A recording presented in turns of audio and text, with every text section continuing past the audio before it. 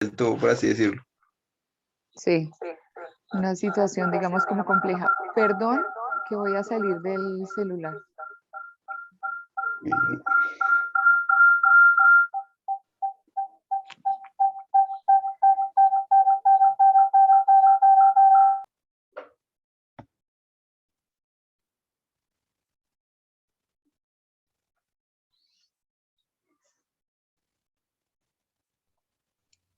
Y, Listo, ya salí del celular, ahora estoy por el computador. Bueno, muchas gracias por el comentario. ¿Sí me están? Hola, ¿sí? hola, profe. Sí, ya, ahora sí. Ah, ok, bueno, listo. Entonces, pues, muchas gracias, Nicolás, por el comentario. ¿Quién más quiere participar de esto que nos tocaba, digamos, como de taller en el día de hoy?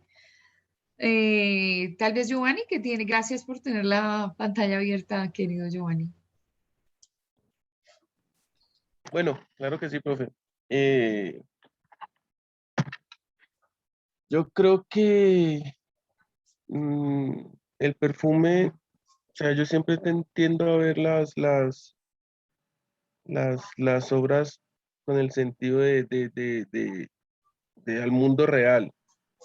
Sí, Entonces yo creo que el perfume no es muy lejano al pensamiento de esos psicópatas que hemos tenido en la realidad. Entonces, pues muy ficticio no creo que sea. ujú, Yo creo que se enfoca bastante al pensamiento de uno de uno conocer cómo piensa ese tipo de personas. O sea, no tienen sentimientos, el dolor no les representa nada, simplemente buscan su objetivo sí o sí. Entonces, de pronto uno conocer ese tipo de personalidad, ese tipo de pensamientos, eh, lo ayuda a uno a prevenir a prevenir muchas cosas ante la sociedad y a reconocer ese tipo de gente. Entonces, pues a mí me gusta mucho ese tipo de obras, pues porque uno es difícil saber qué es lo que está pensando ese tipo de personas. Uno siempre pregunta, pero ¿por qué? O sea, esa persona no siente, esa persona todo, y uno ahí en ese tipo de obras se da cuenta de que no. Entonces, a mí me gusta mucho, la verdad. Juan Bautista da miedo. Da miedo porque, o sea, hemos tenido muchos Juan Bautistas en la realidad ujú. y da miedo tener un Juan Bautista ahí cerca de uno, cerca de la hermana, cerca de la mamá, cerca de alguien querido. Entonces es una obra muy chévere. Sí, con respecto a eso que estás diciendo, por ejemplo, no sé si alguien dentro del curso, que ya es hora pues de que me vayan contando cuáles fueron los libros que eligieron. Eh, en la historia de Satanás, de Mario Mendoza, aparece un personaje que realmente, digamos, como ese libro recoge lo que fue este crimen aquí en Bogotá, que fue un crimen de Poseto, protagonizado por Campo Elías Delgado Morales, que era, entre otras cosas, compañero de Mario Mendoza en la universidad, con una personalidad un poco extraña. Este Campo Elías fue combatiente de Vietnam y allá aprende cositas bastante aburridoras, y dentro de esas bastante aburridoras es lo que hace con su primera víctima, que fue como él se debatía la vida entre, digamos, dar clases de inglés y cosas de esas. Su primera víctima, que entre otras cosas, todo el odio, esa misoginia, o sea, el odio por las mujeres, porque él consideraba que su mamá le había faltado al papá, y entonces desencadena un odio violento por las mujeres. Su primera víctima es una niña que vivía acá en el barrio La Alhambra, en la 116 en Bogotá, y que era alumna suya. Esta alumna estaba, digamos, acompañada de su señora madre. Él llega como todos los días a darle la clase, pero ya iba preparadito para asesinarlas. hace una cosa horrorosa y es que hace un corte mariposa y el corte mariposa es abrirlas desde el cuello hasta, hasta la parte baja, las abre así y las pega contra la pared. Eso lo aprenden de esas técnicas de guerra y cosas de esas, de muchas cosas que ocurrieron en Vietnam. Y de ahí en adelante él continúa su historia criminal. Entonces uno dice, lo que tú estás diciendo, Giovanni, tiene mucho sentido. ¿Cuántos criminales se parecen a Jean-Baptiste?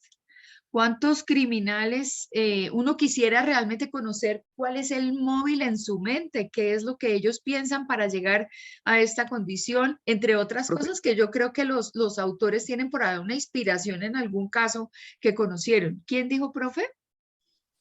no, profe, era para agregar una cosa ahí, y es que si te das cuenta, casi todos es por un trauma de niños, ¿no? O sea, casi todos los asesinos en serie, por ejemplo, este pues fue por lo que le dejaron en el orfanato y eso, y el otro fue por las guerras de Vietnam, y, o sea, casi todo es por un trauma pasado, entonces es como,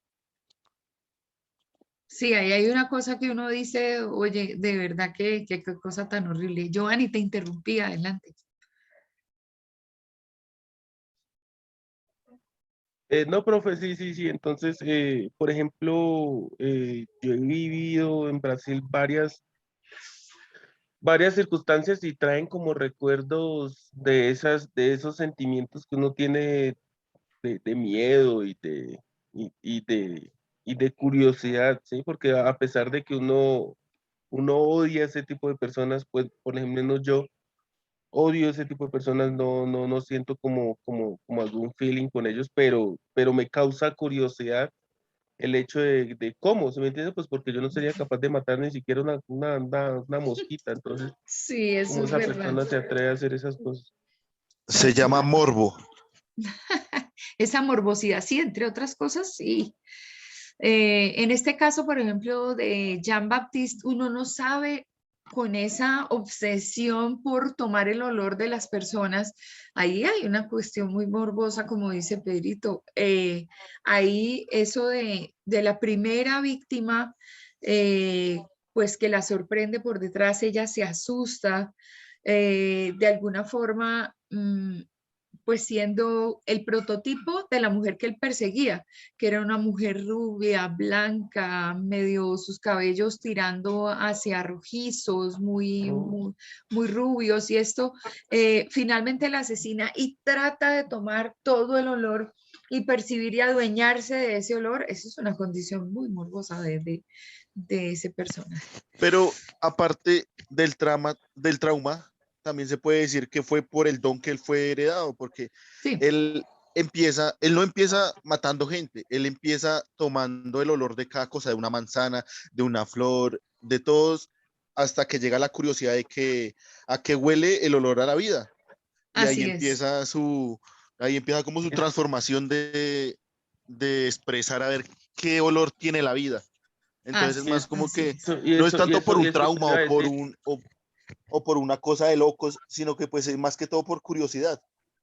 y eso es lo Sí. que iba a decir, o sea, él era pues tan apartado del mundo que el primer asesinato de él es por accidente. Ujú, sí. Entonces, por callar a la persona asustado, es que mata a la primera víctima. Y es que, o sea, yo digo la importancia de tú no alejar ese tipo de personas al mundo, ¿sí me entiendes? O sea, por ejemplo, no sé, en los colegios, en algunas circunstancias, que haya ese tipo de ayuda, ¿sí me entiende? Que no deje ese tipo de personas solas porque más alimentan su odio, más alimentan su rencor hacia todo. Entonces, no sé. Así es. Bueno, vamos a darle el paso a Nicole para que participe. Están Juan Diego, David y Marlon. Entonces, Buenos días, profesora. buenos Primero días, que Nicole. todo, profe, hay una compañera que está intentando entrar. Creo que le está solicitando el permiso, que si le puede hacer el favor de dar. Mi corazón le he Gracias. dado ingreso a todos, pero en este momento no hay nadie que esté presente. Ya ¿Sí? acabo de ingresar. Sí, gracias. Apenas golpeó, o sea, timbró. Inmediatamente le di paso. Es que a veces el Zoom se demora un poquito. Bueno, querida Eh, Nicole, entonces, La película, sinceramente, yo me la había visto pues hace harto y me pareció pues una principio, como decía y lea por ahí, al principio pues, me pareció una película pues sí de morbo, pues no era adecuada para niños, para nada, y me pareció que el sentido de cuando estaba viendo la película solo se trataba de los asesinatos y de cómo él cometía todos esos delitos, pero ya después, cuando me la volví a ver y pues uno empieza a hacer ese análisis, uno se da cuenta de que además de solo los asesinatos, pues él era una persona que no tenía olor, primeramente. Tenía un olor hiper desarrollado, pero él descubrió a sí mismo que él no tenía un olor. Ujú. Entonces, él se dio de cuenta que Se esos dio olores, cuenta. Quítame el D ah, antes de cuenta. Ajá. Listo, mi gorda. Adelante. eh, él dio de cuenta, Se dio cuenta, o sea, sin el D. ah, Ajá. se Se dio dio cuenta. cuenta, Ajá, se dio correcto. cuenta que los olores, había ciertos olores en las personas que generaban una empatía, que generaban, porque esas personas eran queridas y porque esas personas siempre atraían, tenían algo, esas personas tenían unas características que hacían que esos olores atrayeran a la gente y a él darse, no, al darse cuenta de que no tenía un olor, él se dio cuenta de que no generaba nada, que no generaba precio, por eso también él se empeñó en crear el perfume perfecto, Correcto. que Ajá. fue pues asesinando a estas chicas, pero entonces él se dio cuenta que Se había ciertos dio rasgos en estas chicas, cuenta. ah, Se dio se cuenta. dio cuenta Ajá. que había rasgos en estas chicas que las hacían oler diferente, que eran los olores que él buscaba, como el cabello, como la piel, como los rasgos, y por eso es que escogió a estas chicas. Ujú.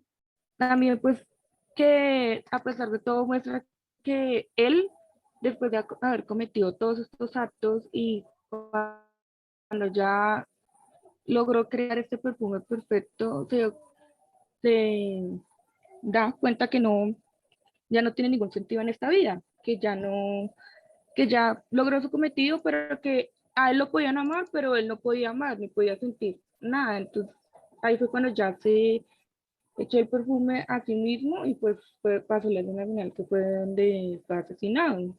Esto Ujú. da cuenta de cómo nosotros buscamos ser aceptados, o sea, pues, ser queridos y él quería experimentar todo esto. Claro. Sí, señora, así es. Ahí hay un tema de concepción del amor que él siempre buscó desde pequeñito. Finalmente no lo entiende así, no lo concibe así, ni era la vía específica.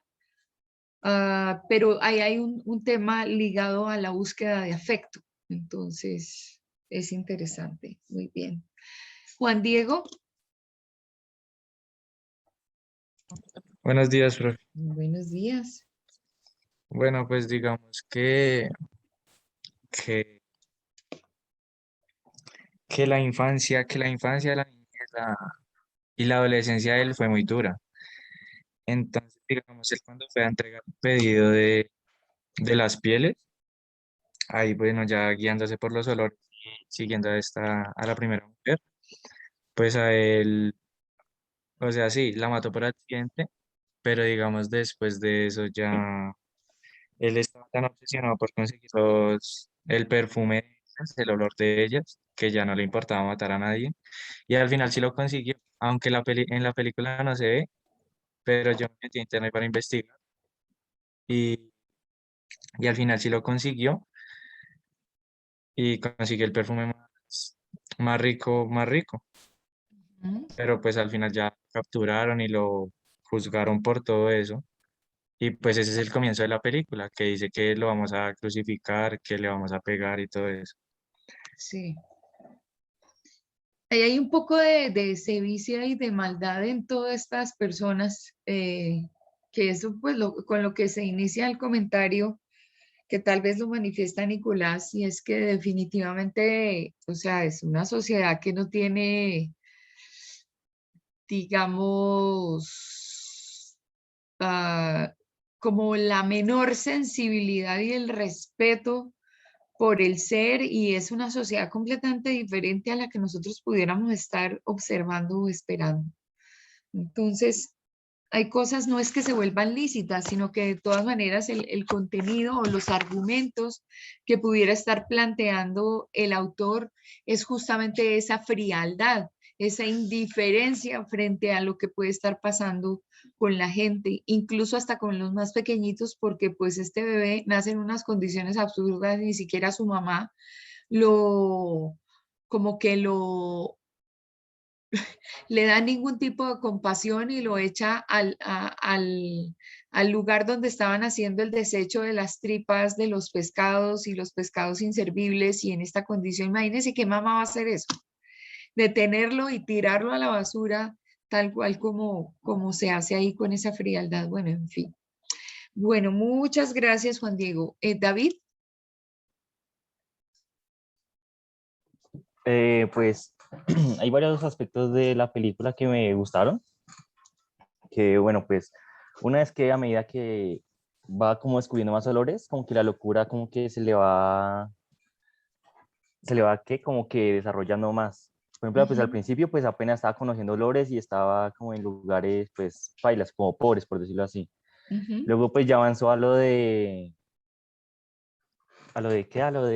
pues cuando viajó, que bueno, pues ahí ya empezó a descubrir olores como de sudor de otra gente, como semillas y bueno, cosas así. Y luego fue cuando descubrió el olor de esta muchacha, la primera, que fue la primera víctima, que pues el descubrir ese nuevo olor, pues lo llevó como a matarla. Ya pues cuando ya prácticamente descubrió el olor pues final, que es el del perfume, pues el que está buscando, pues ahí vimos que pues prácticamente formó una orgía y pues ya bien a lo final, que se lo come en vivo. Bueno, otro que pues ya lo mencionaron por ahí, que era el de cada vez que con que bueno, las personas cercanas a él se alejaban de él, eran asesinadas, pero de una forma como muy extraña. Por ejemplo, pues, bueno, la mamá, que bueno, pues justamente la descubren que dejó el niño botado y pues la ahorcan. Pues que era Y la cuarta vez que lo hacía. O sea, ajá, bueno, sí. criminal. Y, y bueno,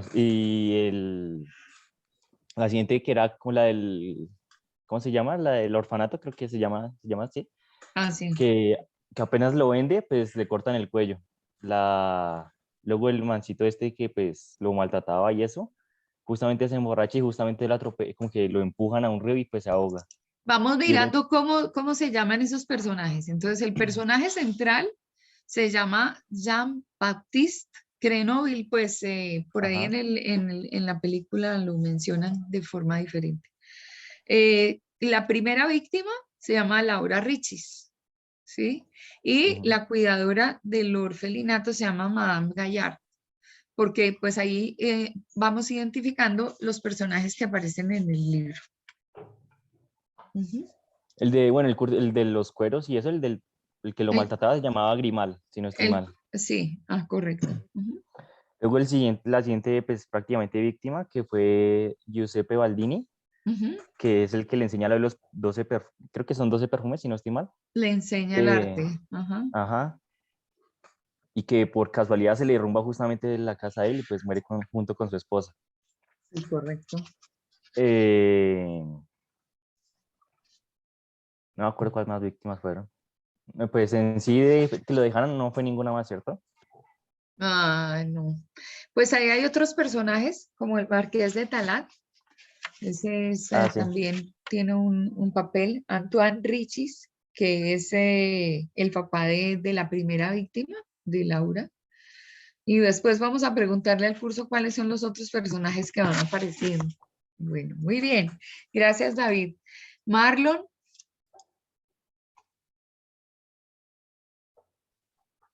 Aquí estoy, profe, aquí estoy.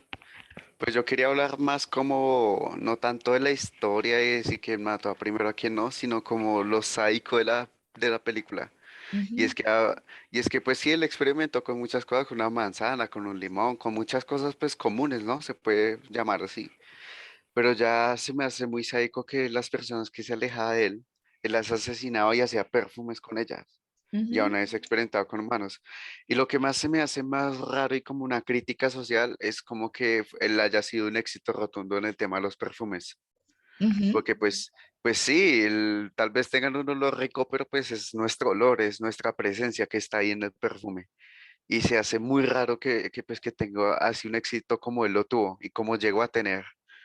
Entonces, eso se me hace muy extraño y quería hablar más de todo eso. Porque pues sí mató una que otra persona, pero nadie habla del éxito y que a las personas le encantaban los perfumes de él. Como por ejemplo en el caso de Bogotá, que hubo un temita de carne humana y que el restaurante llegó a ser un éxito. Eso no me acuerdo en qué año fue, profe, no sé si usted conozca ese caso. ¿De cuál restaurante? Fue un restaurante allá en el centro que pues salió de la nada, de un italiano, algo así. Sí. Y que pues el italiano mató a mucha gente y hacía comida con la carne humana. Y de la nada fue un rotundo éxito cuando de la nada por investigación se dieron cuenta que era carne humana, pero No no me te acuerdo el creo. nombre. No, yo Sí, no conozco eso. Busquémoslo, alguien que nos ayude. Bueno, vamos a buscar sí, en sí, sí. Google dos cosas. Primero, la definición de sadismo, para que alguien me colabore con eso en Google. Y la otra, buscar esta información. Si quieres, tú mismo búscala para que identifiques. Mientras vamos adelantando acá, tú buscas y volvemos cuando ya lo tengas. Y volvemos con el tema de sadismo. Vale, vale. eh, sobre esa propuesta. Nunca había oído eso, la verdad. Búscalo en información que San Google todo lo tiene. Sí, Todo, literal. absolutamente todo lo tiene. Bueno, muy bien. Vamos a darle el paso a Ruth. Bienvenida, Ruth. Nos están haciendo falta ¿cómo se llama eso que vendiste el otro día? Cupcakes o las galletas. Las galletitas que tenían encima como merengue y mermelada y No, esos eran los son, ¿son qué? cupcakes. Ah, era un cupcake. Ah, delicioso, porque mira que después compartí con el profe César con un cafecito y quedó delicioso. Están riquísimos. Bueno, adelante, querida Ruth. Bueno, lo que yo me di cuenta pues en el personaje es que el personaje busca también, aparte pues de ir buscando cada vez más olores y eso, que eso le incentivaba más como a despertar ese instinto de querer encontrar un olor. También muestran ahí que él no tenía una esencia como tal, él buscaba las esencias de los demás para llenar sus vacíos de cómo tener una esencia él mismo. Incluso hay una parte en la que le pregunta, en la parte de la película que le pregunta al señor que le enseñaba a hacer los perfumes, Ujú. cuando él coge y mata al gato para tener la esencia del aroma del gato. Sí, ajá. Y ahí es cuando como que el señor medio trata de explicarle que la situación no se puede coger así porque pues es un animal que siente y está vivo.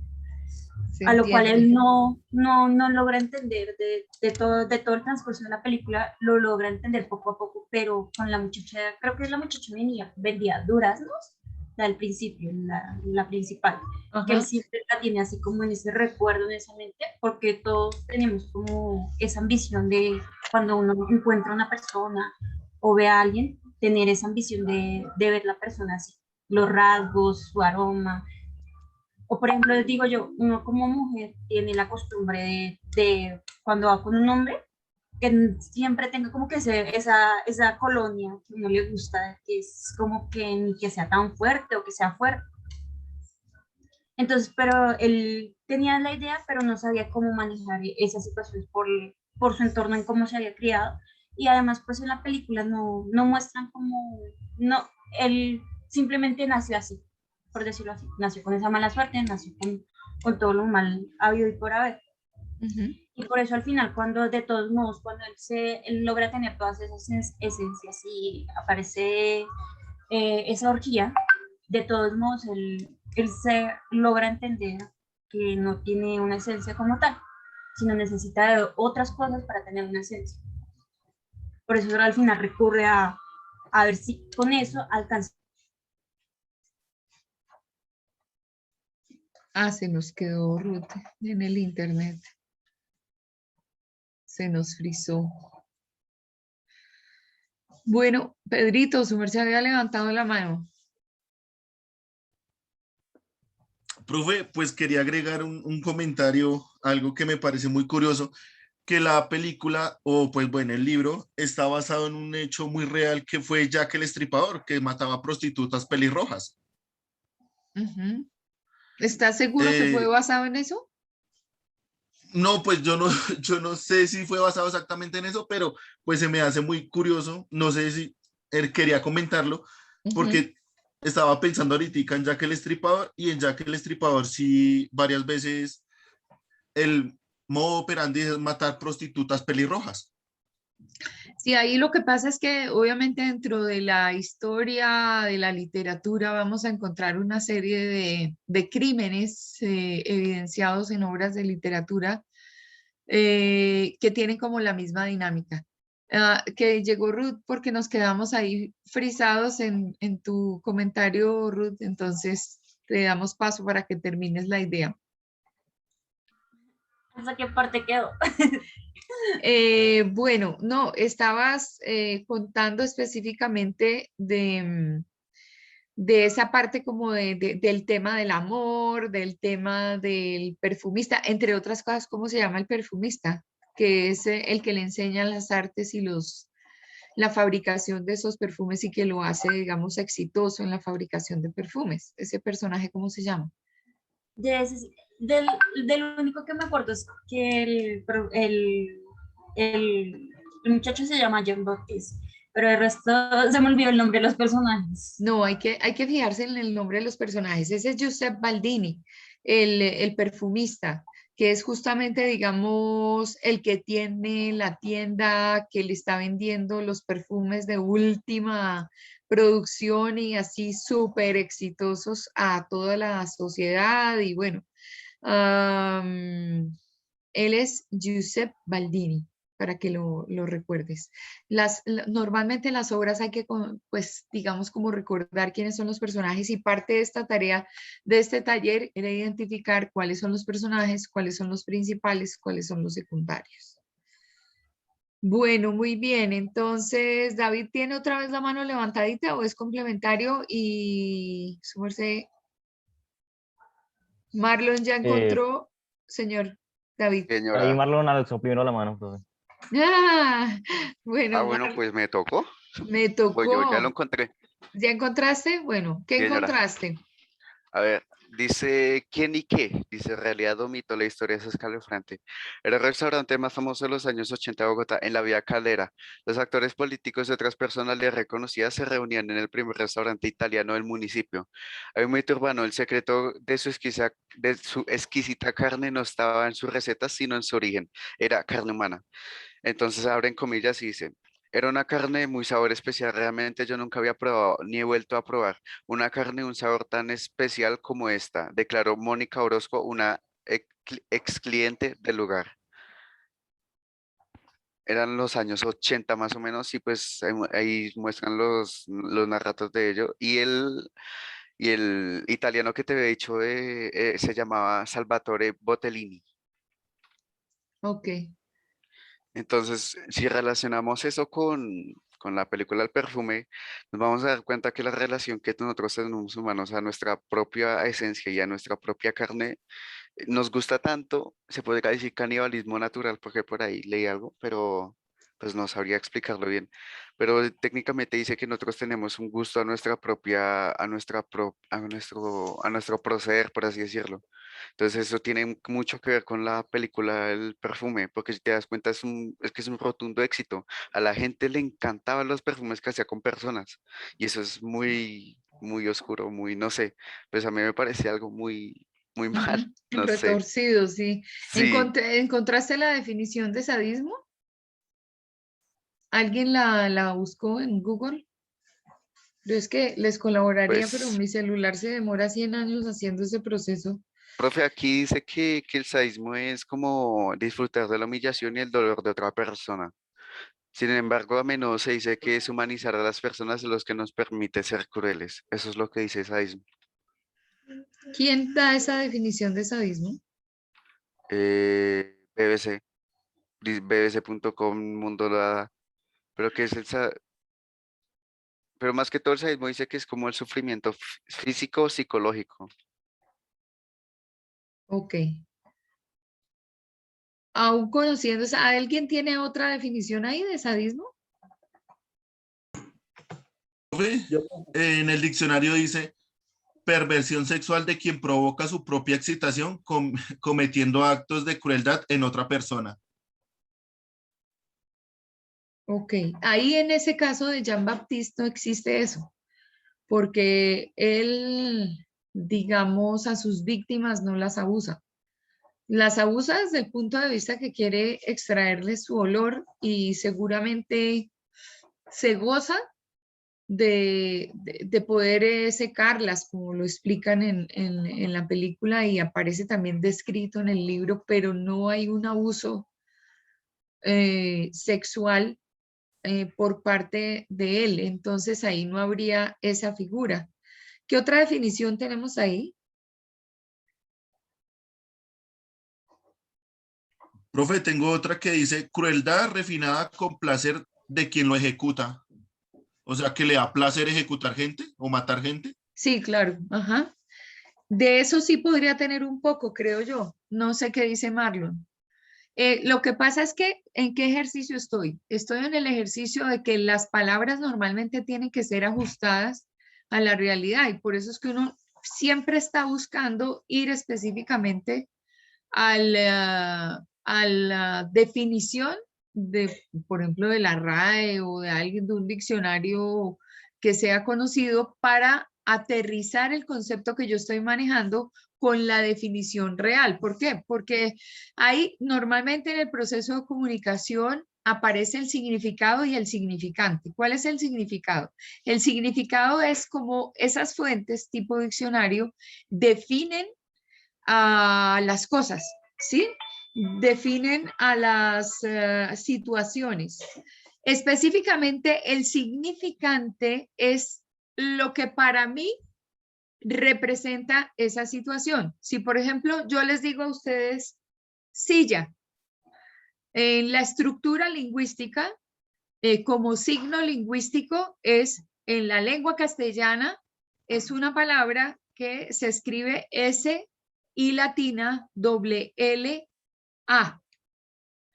Pero cuando yo digo silla, obviamente tiene un significado y si fuera el significado del diccionario diría que es un elemento construido por el hombre, un artículo construido por el hombre que por lo general sirve para descansar, que se elabora en distintos materiales, que tiene varias patas para soportar el peso de la persona que se pose sobre él, que tiene un espaldar, que puede ser de 1, 2, 3, 4 puestos.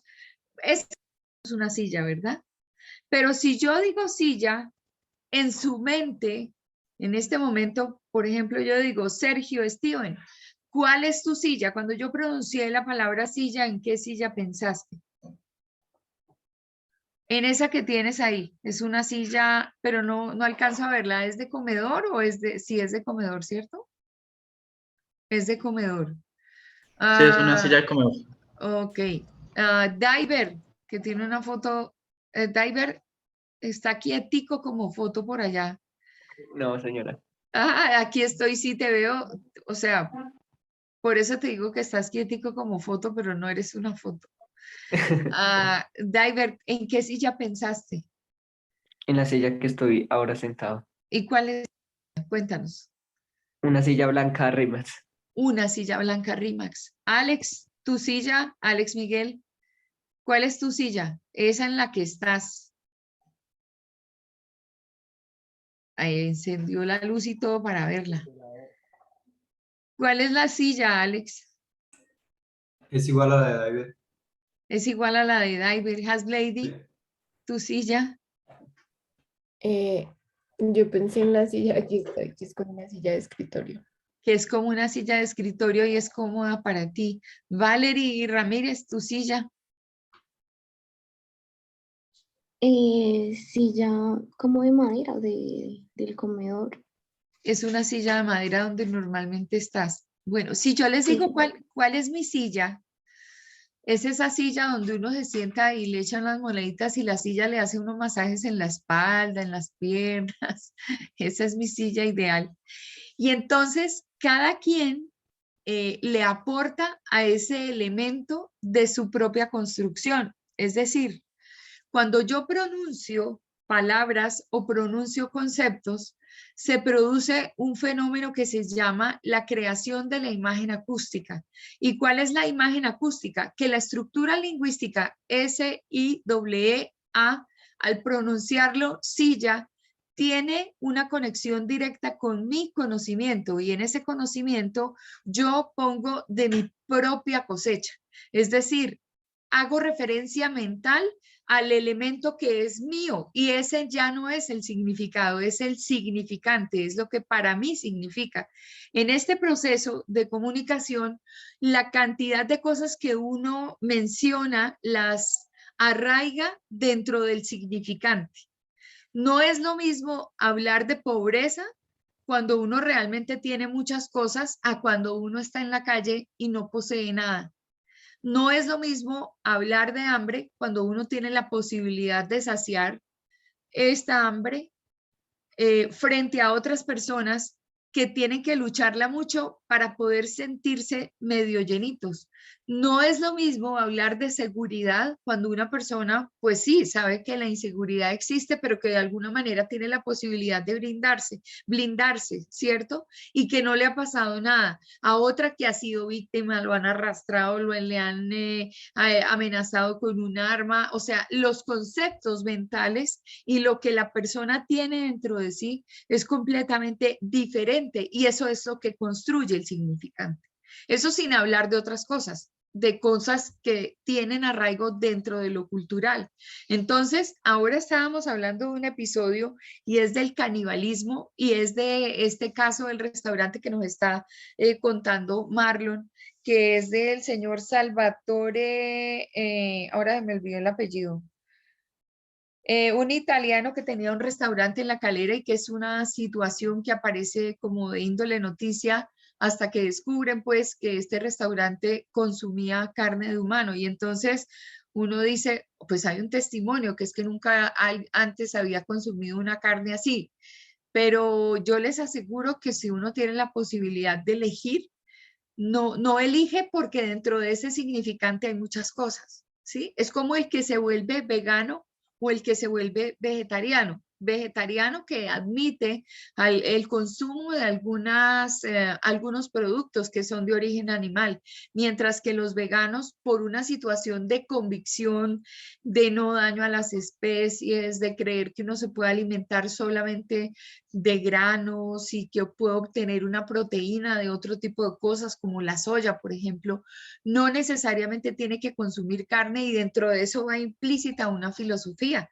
Eso es lo que hace que uno construya un significante y en ese significante está la interpretación de las situaciones, la interpretación de los libros, la interpretación de las películas, la forma en cómo yo reacciono al intercalar mis opiniones en una propuesta general como esta que estamos haciendo hoy. Plantear mi opinión con argumentación.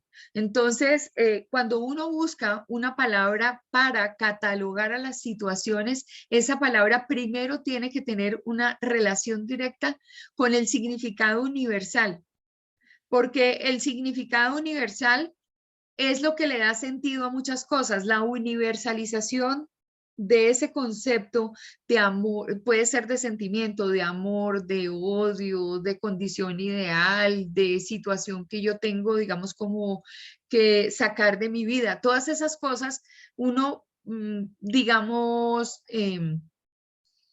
hace que todo el mundo piense de la misma manera o por lo menos tenga una participación muy generalizada apoyando esa descripción, ese significado como tal. Entonces, si voy a llamar a la situación de sadismo, entonces busco el significado. Y ese significado se conectará con mi significante.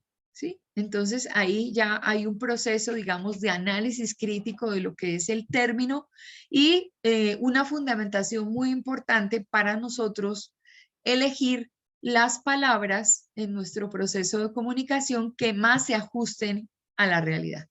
Entonces ahí pues, digamos, vamos aprendiendo cositas. Vamos a ver entonces, el libro a nosotros nos presenta un argumento. ¿Cuál sería ese argumento, querida Karen?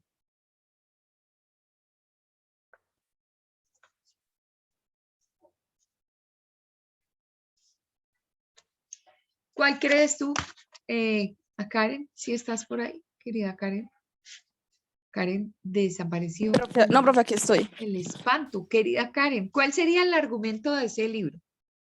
El argumento sería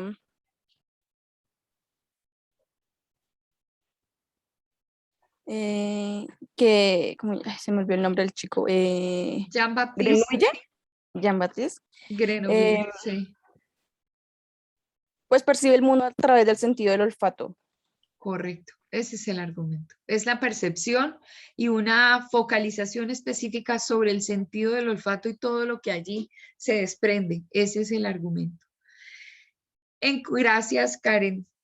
Encontramos las distintas partes. En la película no es evidente, pero en el libro sí. En el video, digamos, como que les dejé mientras ustedes veían la película. Yo hice acá un video y compartí con uno de sus compañeros, quien estuvo conmigo, que no se conectó, no se pudo conectar y estuvo conmigo, digamos, como todo el tiempo. Pero les dejé en la plataforma unos... Jorge, creo que fue quien estuvo conmigo ayer, Jorge Rodríguez, ¿sí? No lo recuerdo. Alex Torres, ¿estás por ahí? Sí, señora, aquí estoy. Querido Alex, ¿lograste identificar cuáles son esas partes en las que se estructura ese libro? Pues algunas, profe. O sea, es que las escribí fue como por partes de la película. Sí. Entonces, espérame. O sea, primero que todo, pues con lo que fue como el nacimiento del chico. Después, Sí. como el crecimiento del orfanato de él. Sí. Otra parte sería, pues, cuando le tocaba ir a entregar las pieles a París, que fue donde, pues, cometió su primer asesinato y también conoció a Baldini. A Baldini, ajá. Otra sería la creación de una fragancia que pues aún así si no, él no sabía nada de fórmulas, pues logró recrear el perfume. Uh-huh. Después que Baldini le dijo que no sabía la otra forma para sacar olores, ya que la que él tenía Sí. no completaba toda. Ajá. Entonces pues fue a otro pueblo, creo que fue, y aprendió a hacerlo de... Se me olvidó el nombre, creo que era de a Grace. No me acuerdo. Sí, señora, pero o sea, el nombre de cómo lo hacía, no, que por aquí lo tenía. Pues es destilar, ¿no? Creo. Si mal no me acuerdo qué se dice. ¿Extraer la esencia? Sí, la extracción. Exacto, eso, extracción de... Después fue la ida a la otra ciudad por el olor de la otra mujer que iba en el carro, bueno, como en el transporte de ese tiempo, que creo que era el carruaje. Sí. Okay. No me acuerdo bien. Y pues ahí ya empieza a matar a varias mujeres por lo que le enseñó Baldini de los 12 frascos. Y ahí ya es cuando la corte pues decide pues como buscar el asesino. Uh-huh. Y pues ya cuando logra pues matar a la última mujer para completar sus 12 frascos, pues ya es condenado a muerte. Y pues que ya viene pues la escena rara. Sí. Y ya al final, profe, que pues él se echa pues su perfume final y es devorado. Ok, con base... ¿Cómo lo hice? Ok, Alex, con base en lo que estás diciendo, digamos que uno sí puede ver como esos capítulos en la película, a partir de la clasificación del libro, La primera etapa es cuando realmente Jean-Baptiste, o sea, nace, es la infancia y la adolescencia. Esa es la primera parte. La segunda parte es el aprendizaje del perfumismo, cuando él llega a todas esas clases con Baldini y todo esto y logra conocer específicamente cómo es ese arte.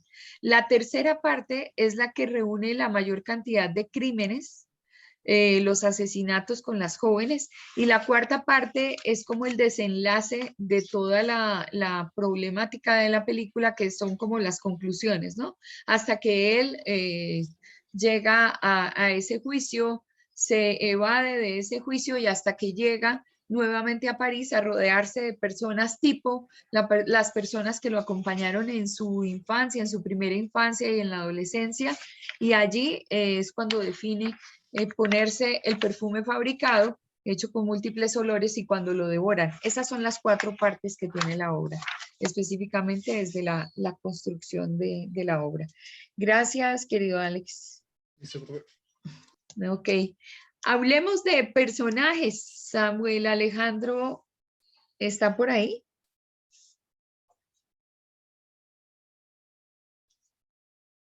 Alejo. Ya estás. ¿Profe? Sí, cuenta acerca de los personajes.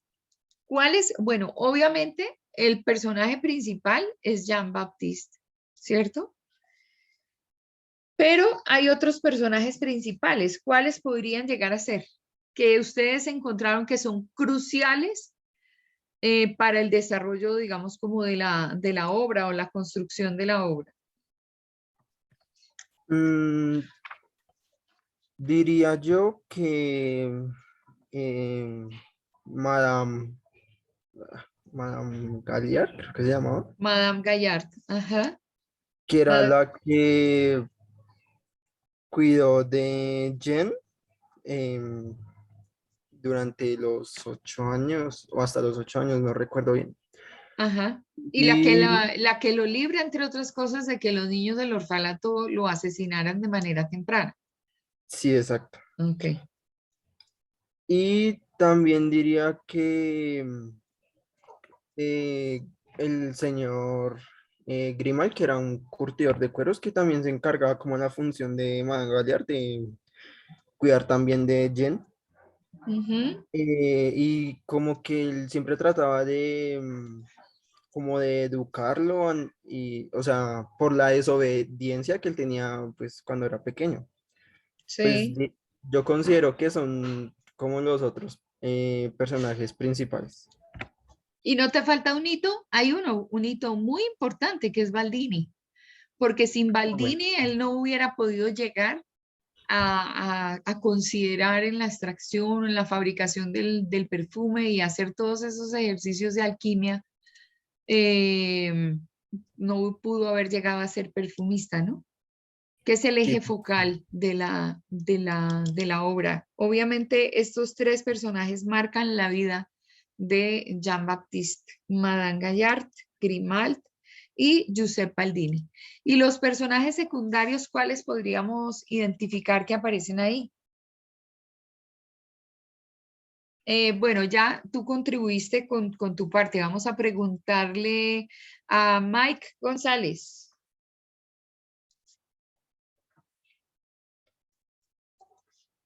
Mike, dame señales de vida, Mike. ¿Estás ahí, Mike?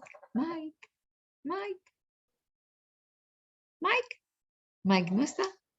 Bueno, está, pero no está. Y Nicolás Martínez Villamil. Nico.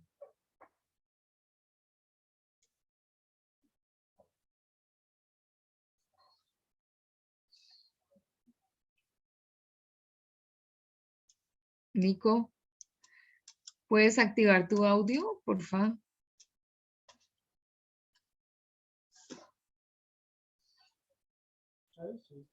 Ahora sí te escuchamos. Ajá. ¿Cuáles personajes secundarios podrías encontrar? Pues uno sería Anthony Rizzo. Ajá, ajá. Antoine El otro Richie. sería, Antoine, que es el papá. sí, el, el otro sería Laura Richis, que sería la hija. Sí. Madame, no lo sé pronunciar bien. Arnolfi, que, Hay que otra es, Madame que es Madame de allá. ajá, Y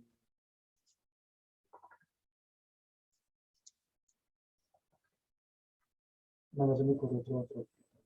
ok. Querida Haslady,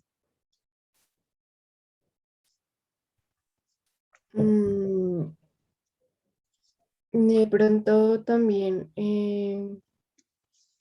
los dueños de la segunda perfumería en la que él estaba. ajá, No sí, recuerdo más. Mm, puede ser el padre del comienzo que lo llevó al otro orfanato.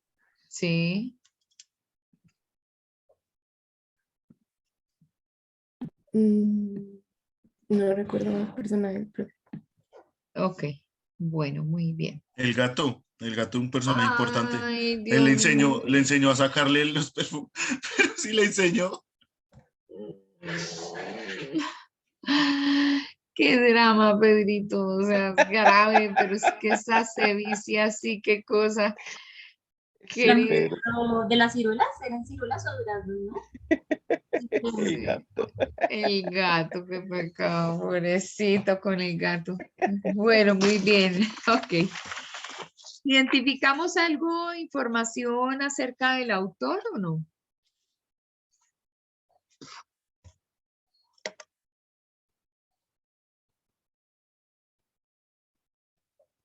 Bueno, nos queda buscar a Patrick Susskind.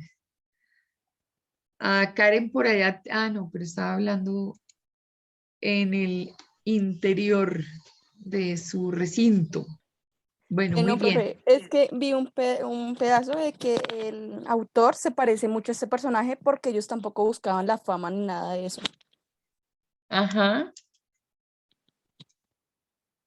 Bueno, vamos a buscar aquí, por ejemplo, a Susskind. Profe, yo tengo algo de información de él. Cuenta, corazón. Y pues Patrick Suskind nació en Alemania en 1949. Su primera novela fue El perfume, la cual lo hizo famoso a nivel mundial. También escribió otras obras como La paloma, La historia del señor Sommer. Ganó un premio en 1978 por esta obra del perfume que fue la que lo lanzó al hito mundial. Y se dedicó a escribir novelas, aunque estas no estuvieran a la misma altura del perfume, porque ya después del hito del perfume, pues no logró casi como igualar esa fama que él tuvo. Estudió historia medieval y moderna en la Universidad de Múnich en 1968, aunque nunca se graduó. Eso fue las bases que conseguí. Ok. Es bien interesante que él, como escritor, estudia una determinada época y él, digamos que hizo una profundización grande en historia medieval y moderna. Es una persona que, digamos, dentro de toda esa producción de libros, se va bajo un género que es considerado el realismo mágico.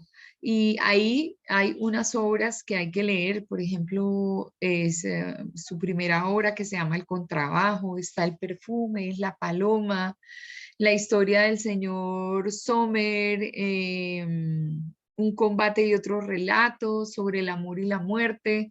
Hay otros libros que realmente él pone a disposición de la humanidad. Obviamente su novela más exitosa o su obra más exitosa es la del perfume. Entonces, ahí uno puede encontrar en estos estudios de historia y de situaciones de medioevo que pudiera estar ocurriendo con este concepto histórico que él maneja, con esa descripción, esa narración, esa, digamos, esa capacidad narrativa y descriptiva a la que lo hacen un escritor grande. Bueno, muy bien, muy bien. Sin querer queriendo, 2 libros más. Ya no tenemos 1.3 libros, sino tenemos 3.3 libros. Ahora quisiera que me contaran en qué va el aporte de sus libros. Ya saben cuáles son, ya tenemos la lista. ¿Sí tenemos la lista? Queridos monitores. Sí, profe, pues yo sí tengo pues ya la lista pues, de temas, entonces, pues, la otra monitora. No te escuché casi, pero sí ya la tienes. ¿Me la podrías enviar, por favor? Dale, pues, ya. ¿Tú tienes la lista de los 2 programas o solamente de sistemas? Todos los de sistema. Ok, ¿y de ingeniería? Voy a dejar acá en el chat mi correo electrónico para que por favor me envíes por ahí, escaltamar@sonygraph.com.co, porque es necesario hacer esta clasificación, es muy importante. Por parte de ingeniería, ¿cómo vamos en el tema de los libros?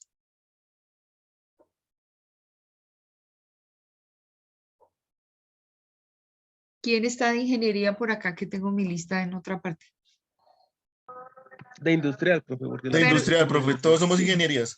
Ay, perdóname, sí, perdónenme. De industrial, tienen toda la razón. Yo enseñándoles a utilizar la palabra correcta y yo acá siendo ambivalente.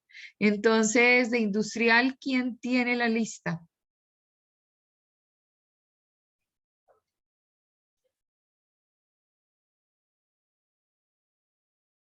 Industrial a la 1, industrial a las 2, industrial a las 3.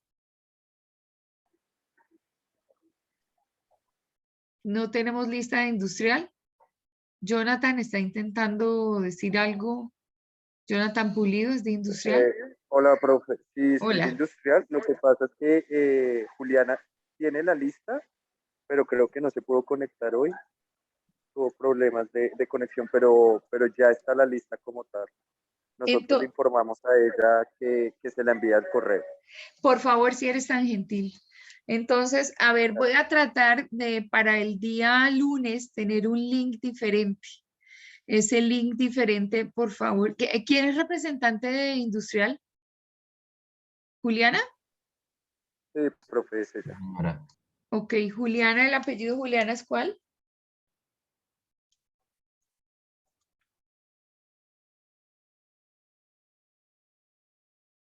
Bueno, yo la busco. Por favor, que se comunique conmigo. Voy a escribir también acá en este chat mi número de celular que normalmente siempre está disponible para ustedes. Si me mandan algún mensaje o alguna cosa así, yo estoy atenta. Aquí lo estoy escribiendo. Entonces, voy a intentar para el día lunes que tengamos un link diferente. Me toca subirlo a la plataforma y todas esas cosas para que tengamos la posibilidad de entrar como más libremente sin necesidad de autenticación.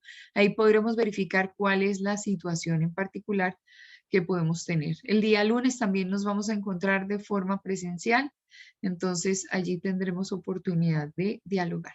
¿Tienen alguna pregunta, algo que quieran saber, algo que quieran compartir? ¿No? Vamos avanzando entonces con nuestro contenido de clase. A ver, un segundo, ¿qué? ¿Quién está entrando? Pero no puedo acceder a participantes. Alguien pide pista, pero no lo veo. Bueno. Voy a compartir por acá.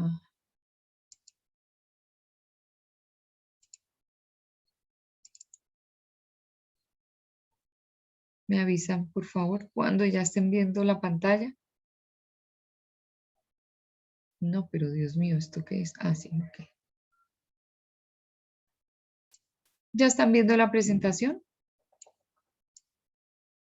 Sí, señora. Sí, profe. Bueno, muy bien.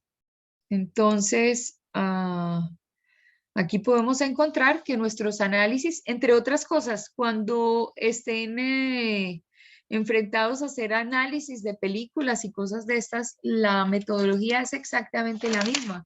Nosotros podemos encontrar un análisis desde el punto de vista del creador de la película, los recursos que tiene desde el punto de vista de narrativa de la película, lo mismo que hacemos específicamente con los textos. Entonces podemos auscultar en datos del autor, de la biografía, de la génesis del tiempo y del nacimiento, de la época en la que está desarrollándose la película. Los realizadores cinematográficos son muy cuidadosos en que todos los elementos que aparezcan en escena correspondan específicamente a la época, ¿no? El vestuario, el mobiliario, los ambientes. A veces hay películas que en el concepto de manejo de la iluminación son pobres desde el punto de vista que, entre otras cosas, no hay pobreza en la producción porque es muy difícil hacer que se creen esos espacios o esas imágenes dentro de una oscuridad, pero la misma oscuridad nos lleva a una determinada época donde no teníamos la condición de iluminación y pues es interesante ver cómo las imágenes son como opacas, pero a la vez para lograr esa sensación se tiene que hacer mucho ejercicio de iluminación por el otro lado. Si vemos el contexto social, entonces ver el espacio contextual donde se desarrollan las situaciones, el tema cultural, el mensaje y en el sustrato textual, pues la narrativa, la forma en cómo se escribe esa narrativa, la cronología, la dinámica que hay en la presentación de los distintos escenarios y desde el punto de vista de la semiótica, en la utilización del lenguaje, la metáfora, que es la metáfora, es la forma en cómo yo digo las cosas, que es una representación, digamos, como de orden cultural y de momento, pero el lenguaje metafórico habla en representación de lo que yo quisiera decir. Eso aparece mucho en el tema literario. Los mensajes ocultos y las distintas interpretaciones y a su vez lo que nosotros hemos visto que puede estar pasando con nuestras obras. Aquí paso rápidamente sobre el análisis de la metamorfosis, lo que ya vimos, lo que ya hicimos, lo que ya identificamos a partir del escritor, de estos eventos surreales, casi inverosímiles. De hecho, en el caso, por ejemplo, de Jean-Baptiste, también se narra casi sobre una vida ficticia, pero es una vida ficticia que le da sentido a toda una historia recreada por Patrick Süskind y que ya hemos podido analizar en el día de hoy. Llegamos entonces a nuestro proceso de comunicación y recordamos que hay una comunicación que es verbal, que reúne todo lo escrito y lo oral, que también hace parte de todo ese análisis la comunicación corporal o gestual, que es el lenguaje del cuerpo, que encontramos también dentro de una simbología que lleva inmersa una comunicación, entonces todo lo que es la producción artística, la literatura, la pintura, la escultura, la música, el cine, todo esto que puede convertirse en una pieza que exprese ideas y sentimientos. Y en la parte de imagen, pues la gráfica por excelencia. Esa parte gráfica puede ser de una situación impresa, o sea, de una pieza impresa. Dentro de nuestros análisis también puede estar la parte publicitaria, pero está la que viene de contenido audiovisual, que es cuando yo utilizo este recurso para la recreación de situaciones, bien por medios masivos denominado televisión o por medios artísticos como el tema del cine, que es el séptimo arte. Y a esto le agregamos el concepto virtual, que es digamos, la incursión de la tecnología dentro del manejo de un contenido denominado comunicación. Cuando uno ve, por ejemplo, realidad aumentada, cuando uno ve 3D, cuando uno ve esta cantidad de recursos en todos los que hemos entrado, podemos catalogar este tipo de comunicación como comunicación virtual. Entonces, ahí coexisten todas las formas de comunicación. ¿Alguna pregunta con respecto a esta clasificación? Bueno, el silencio otorga que no hay ninguna pregunta. Vamos a entrar a clasificar la más densa de todas, que se llama la comunicación escrita, y es importante saber que esa comunicación escrita no está sometida, ahí sí me refiero a la producción de texto cuando yo estoy a mano alzada escribiendo algo o cuando estoy utilizando un ordenador para la producción de ese contenido. Esa comunicación escrita, por ejemplo, no está sometida ni a espacio ni a tiempo. Si recuerdan, en la obra de la Metamorfosis, nosotros estábamos viendo cómo el autor Franz Kafka escribe una serie de cartas y esas cartas nunca se las entrega a su padre. Y en esas cartas él confesaba muchas, pero muchas situaciones que tenían que ver específicamente con esa manifestación de dolor, de todo lo que tuvo en su vida y que fue de alguna forma un rechazo y una falta de, digamos, de unión con una persona muy cercana que podría ser el padre de él. Y luego un amigo recopila todas estas cartas, saca ese libro denominado Carta al Padre, y entonces ahí encontramos el pretexto perfecto y el ejemplo perfecto para decir que la comunicación no está sometida ni a espacio ni a tiempo. Si yo escribo hoy, en este momento, así defina entregar mi escrito en unos días, yo tengo mi momento de construcción de texto, y esa comunicación escrita permite que yo esté hoy viernes, y hoy es 19 de noviembre, y en este 19 de noviembre estoy plasmando en ese texto lo que yo siento. Puede ser que mañana mi condición emocional sea diferente.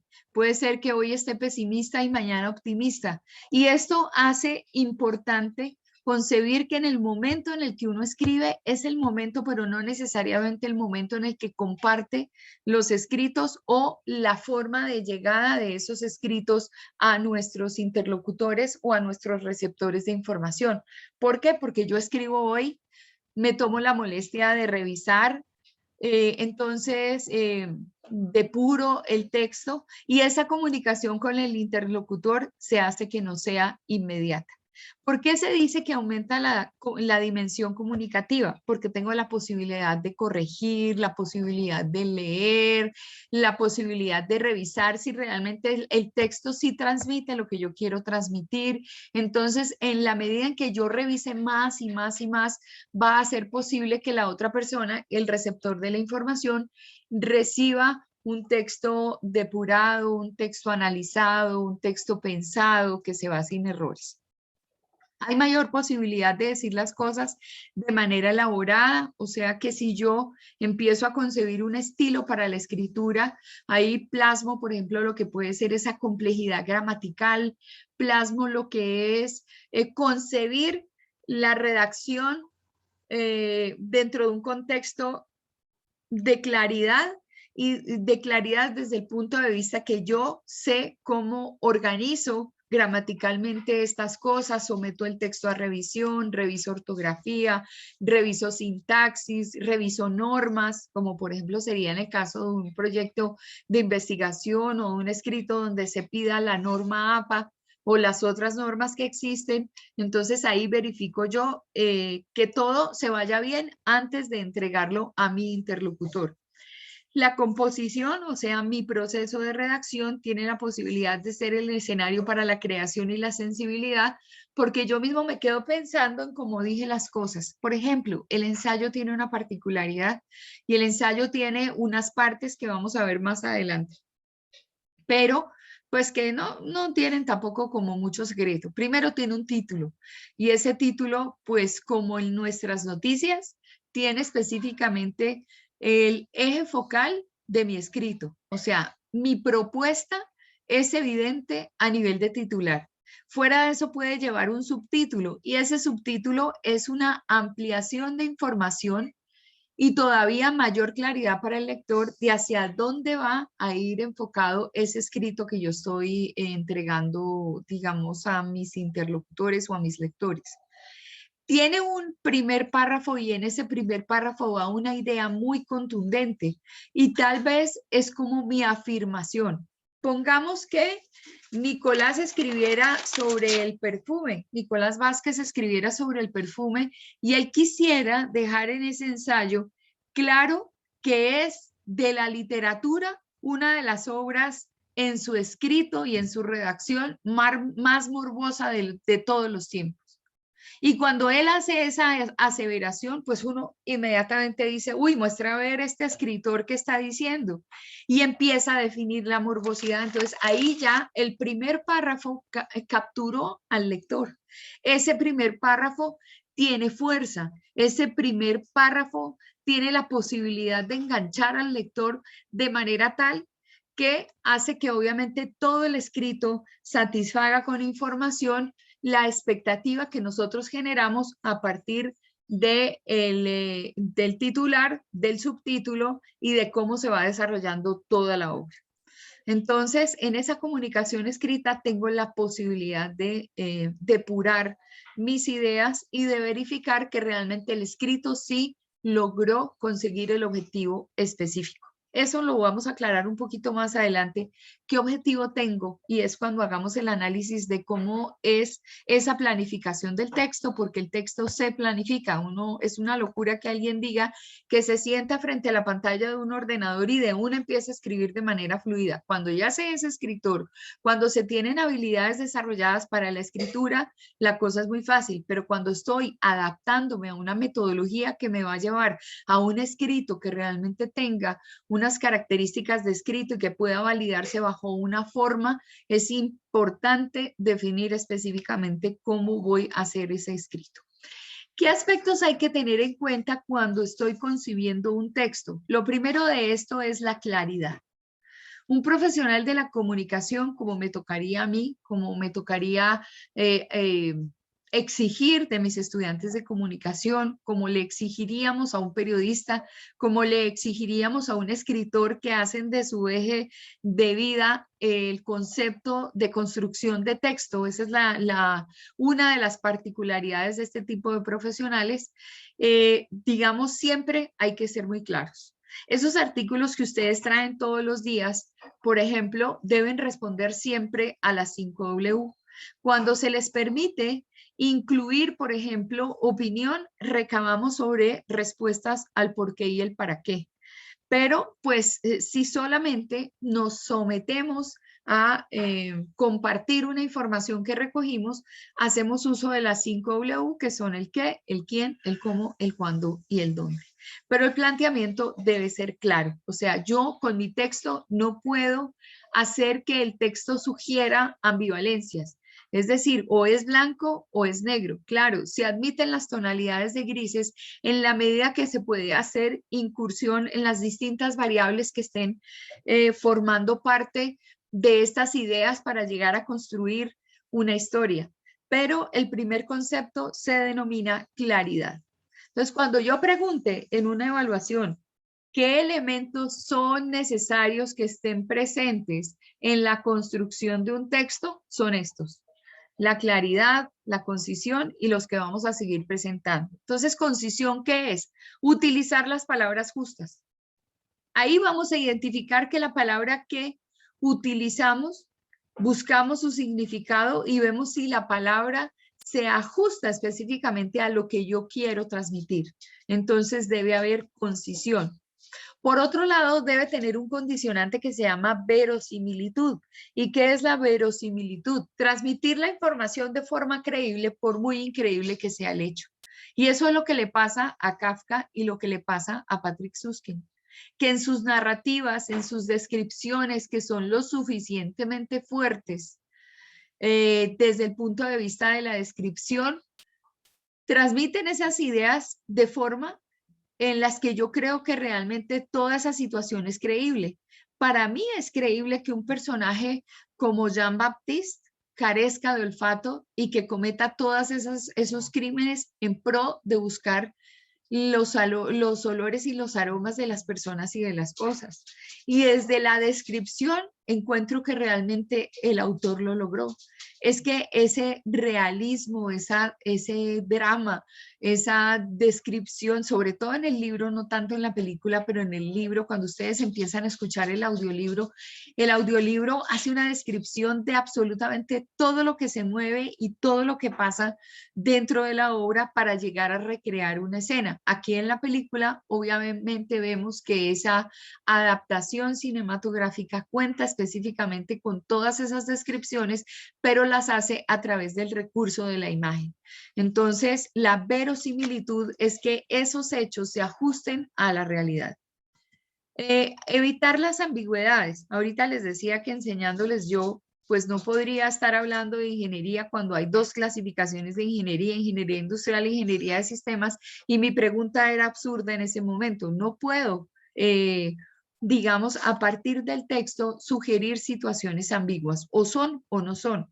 Claro, las tonalidades de grises también cuentan, pero justificadas y argumentadas dentro de lo que puede ser la claridad y la concisión.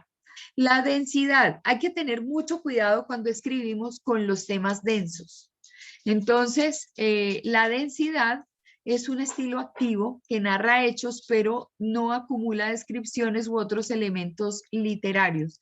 La densidad es cuando yo recurro a que después de la utilización de una terminología que es de carácter técnico, yo abuso de esto y agoto a mi lector buscando significados y significados y significados, y entonces el texto se hace demasiado, digamos, agotador. Entonces no debo ser densa en las descripciones, no debo ser densa en lo que estoy escribiendo. Y eso hay que tener mucho cuidado desde la profesión que uno tiene.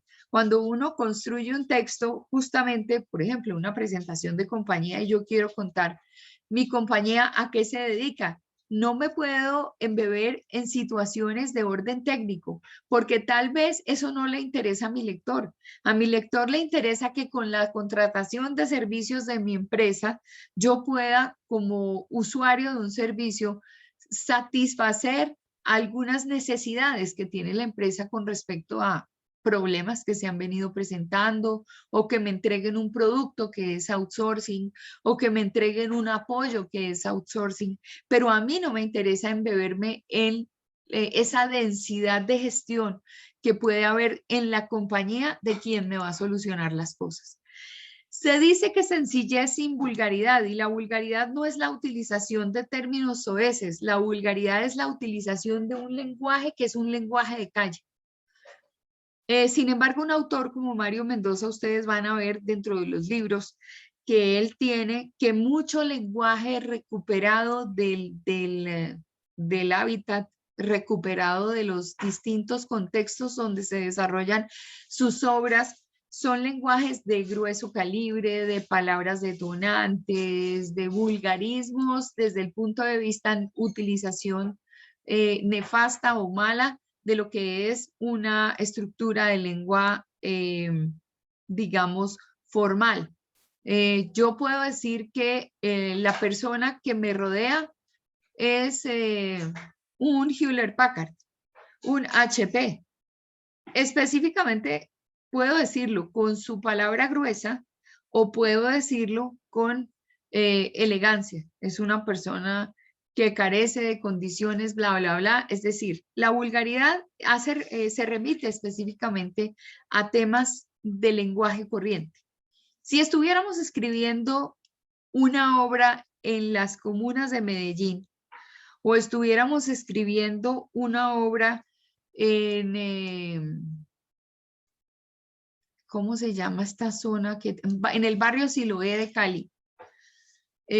Pues obviamente al personaje no le puedo poner un lenguaje muy elegante. No es que todo el mundo sea así, pero tenemos unos lenguajes correspondientes.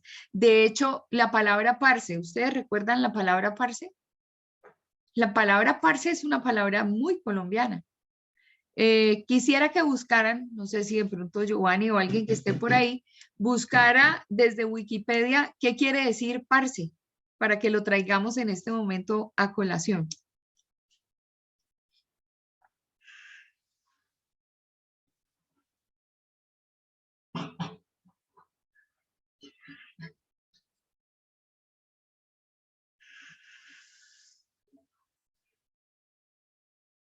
Profe, yo encontré algo. Dale, adelante.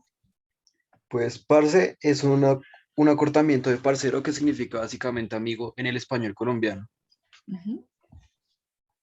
Eso fue lo que encontré, profe. Ah, pero ahí hay otras cosas más. Adelante. ¿Dónde surge? ¿En qué lugares surge? Todas esas cosas. Busca la complementación, que ahí la tienes más adelante. No todas las definiciones de Wikipedia son malas, les digo. Sí, Wikipedia profe, es muy yo útil. encontré esto, pille. Parce es un acortamiento de parcero que significa básicamente amigo en español colombiano y la palabra junto a varios de sus derivados logró ocupar un papel respondente al vocabulario local, sobre todo la región de Antioquia en el norte del país. O sea, lo dice más que todo los de Antioquia, ¿cierto? Sí. ¿Hay algo más del lenguaje de las comunas, de esa lengua que se va Profe, desarrollando? yo busqué y en francés es por, parce, por. Ah, sí. Sí, sí, sí, sí. Pero esa Pero es otra. póngale ahí el acentico, pero este más no sabe, tiene que decir parce. Parce, parce. Ajá. Busquemos, por ejemplo, ese contexto del parce en todo Acá el tema del narcotráfico, por ejemplo. Pues acá tengo, profe, que según investigaciones lingüísticas la palabra fue traída a Medellín, la capital colombiana de Antioquia, en la década de 1980, Ok. ¿Y qué más dice? que pues lo que dijo, pero que es también de portugués, parceiro, Ah, que ok. es amigo, compañero, cómplice o un par. Correcto. O un socio también puede ser. O un socio, o un socio. Y dentro de este concepto nace el parce que desde Medellín, que hubo parce, que más, y entonces uno le va poniendo un acento y le va poniendo ahí, pero por ejemplo, es un recurso muy agotado en las novelas y en todas esas series que nosotros tenemos de nuestra vida de narcotráfico, que es la que ha sido muy exitosa en la realización de novelas, que a mí me duele, claro, uno no puede ocultar el sol con un dedo, eso sí, totalmente claro está, pero yo quisiera que Colombia tuviera una imagen diferente y por eso es que la cinematografía y las series de Colombia nos han mostrado ante el exterior como que todos somos narcotraficantes y sí somos parceros, pero parceros, como dicen en el lenguaje de la calle, a lo bien. Y no estamos ni traficando, ni dándole piso a nadie, ni sisas, ni nada de esas cosas. Ese es el lenguaje del parcero, el sisas. Eh, Todas esas palabras que se van sumando a ese lenguaje que podemos considerar que es del vulgo, o sea, de nuestro pueblo, de nuestra calle. Eso es lo que se llama lenguaje vulgar, sin que sea el que utiliza las palabras de grueso calibre. Entonces, el lenguaje del vulgo es el lenguaje del pueblo. Entonces, en esta construcción de texto, lo que buscamos es sencillez sin llegar, obviamente, al contexto del lenguaje del vulgo. Claro que si estoy en medio de una obra costumbrista, pues no podría utilizar un tono diferente. Necesito entrar dentro del lenguaje de la calle. Pero a lo que se refiere esto específicamente en el tema de sencillez, es que yo puedo construir el texto elevando la cantidad de revisiones desde el punto de vista gramatical y utilizando palabras que realmente sean descriptivas de las situaciones sin que esto caiga en el lenguaje de la calle. Otro concepto que se debe manejar es el de la naturalidad. Naturalidad que algunas profesiones, por ejemplo, no la tienen. Los abogados y los médicos utilizan una cantidad de palabrejas que para nosotros no son naturales, forman parte de su lenguaje técnico. Y uno, pues, obviamente tiene que preguntar qué es lo que significa. De hecho, la mayoría de textos jurídicos, cuando uno lee, cuando se profieren textos, se profieren normas y hay pronunciamientos tanto en la corte como hacen obviamente una relación a todo lo que es la argumentación desde un punto de vista jurídico, y si uno no tiene una base, pues no entiende, uno no sabe si lo están condenando o lo están liberando. Entonces hay que recurrir a que alguien le desagregue a uno ese lenguaje técnico para uno poder entender. Eso no puede ocurrir en la construcción de texto normal. Debe haber naturalidad en la exposición de los textos. Otra condición es la de la conexión, cumpliendo normas gramaticales, es decir, utilizando conectores adecuados, y para eso se hace uso de las preposiciones y de los conectores que encontramos dentro de nuestra lengua. ¿Cuáles serían las preposiciones, si ustedes las recuerdan?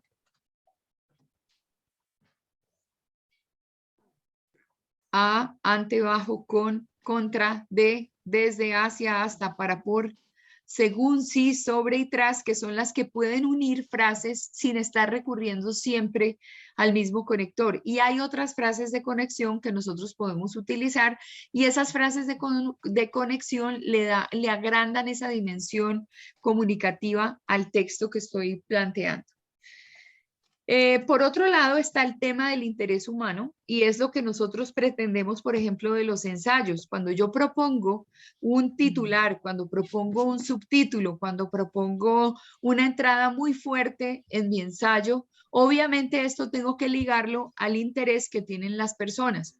Cuando a ustedes un profesor X les solicite la escritura de un ensayo, piensen en el profesor, cuál es el tema que está tratando, cuál es el objetivo de haber solicitado un escrito, cómo es ese profesor, de qué se preocupa, cuáles son sus temas de interés, para de la misma manera nosotros pensar que si escribimos el ensayo para el profesor, ese escrito cumpla con la misión que se propuso el profesor, el estudiante cumpliera.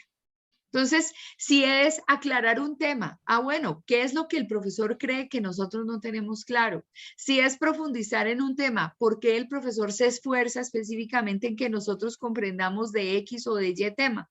Y esto es importantísimo. Cuando uno escribe para un medio masivo, uno también piensa quién es su interlocutor clave, quién es el lector de la información. Por ejemplo, yo soy... pues no aparezco como directora de la revista, y le estamos dando crédito a alguien de la universidad que en este momento funge como director de la revista. Pero yo vengo de hacer un estudio con mi programa de todo lo que implica volver a la universidad y de qué es lo que quiere el estudiante volviendo a la universidad. Y a raíz de ese análisis, no sé si ustedes tuvieron la oportunidad de contestar el formulario que se hizo en Google, encontramos que el estudiante, para volver a la universidad, bueno, por un lado tiene algo de preocupación por el tema del COVID, por otro lado le interesaría continuar con los apoyos financieros de descuentos y de puntos adicionales ligados al tema de la academia y vinculación con la academia, y por allá en última instancia le interesa que lo que encuentre dentro de la universidad, digamos, justifique su hecho de estar dentro de la universidad. Sin embargo, cuando construimos el estudio, las estudiantes o los estudiantes con los que estábamos fabricando el contenido de ese cuestionario que ustedes tuvieron a bien diligenciar por Google, era que seguramente el estudiante quería encontrar en Bienestar Universitario una serie de apoyos. Resulta que nos dimos contra el mundo porque el estudio no reflejó eso. 684 personas respondieron y pudimos identificar algunos intereses sobre bienestar universitario, y en esos intereses de bienestar universitario clasificamos intereses como, por ejemplo, que a la comunidad le interesan aspectos deportivos, que le interesan aspectos culturales, le interesan aspectos que apoyen, digamos, su proceso académico, y si la directora de bienestar universitario quiere específicamente hacer un buen papel, debería mirar qué está pensando la opinión pública, en este caso la masa del estudiantado, esperando como gestión por parte de bienestar universitario. También concluimos otras cosas, y es que necesitamos hacer campañas de pertenencia, y por eso surge el numeral yo soy unicolombiano, y por eso surge la creación de una mascota. En este momento que con tristeza lo digo, se me está desvirtuando el concepto de la mascota porque hay una persona de la alta dirección que está desvirtuando el concepto de la mascota y no quiere concebirla como una mascota con cuerpo y cabeza, sino solo la cabeza en un cuerpo humano, y eso no es. Y entonces ahí dice uno, pero ¿para qué uno hace trabajo con los estudiantes? Le cuenta a la universidad qué es lo que el estudiantado está pensando, si desde la función directiva estamos destruyendo las ideas y los intereses y las cosas que queremos alcanzar para beneficio de todos. Entonces, cuando yo voy a escribir, obviamente tengo que percibir dentro de qué contexto estoy, qué es lo que mi gente está esperando recibir, qué es lo que está esperando leer. Por eso es que se dan estas condiciones para concebir un texto. Otro tema es el de la variedad en los aspectos formales e informales a nivel de contenido. Entonces la lectura tiene que ser muy llamativa, tiene que ser variada. No solamente debe corresponder al qué, al quién, al cómo, al cuándo, al dónde, sino dar toda la visión de cuantos quienes aparezcan, toda la visión de cuantos qué aparezcan, obviamente focalizando y centrando mi escrito sobre un eje focal fundamental. Entonces ya sabemos cuáles son: variedad, interés humano, conexión, naturalidad, sencillez, claridad, concisión, que son los de la página anterior, verosimilitud, evitando ambigüedad. ¿Algún comentario con respecto a estos aspectos que hay que tener en cuenta cuando construyo un texto?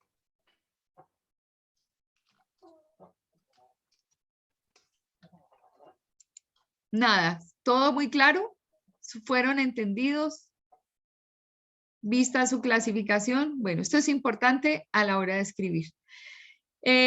Nos vemos entonces, con el favor de Dios, el lunes a esta hora de las 8 de la mañana en la universidad, en el salón 109 asignado para nosotros. Fue para mí un gusto haber estado con ustedes esta semana y espero poder iniciar una semana nueva en su compañía. Que descansen, que tengan un feliz fin de semana y que estén muy bien, que sean felices. Muchas gracias. Profe, muchas gracias. Chao. Chao. Profe. Chao, profe, Nico. gracias. Chao, todos. Chao, profe. Gracias. Chao.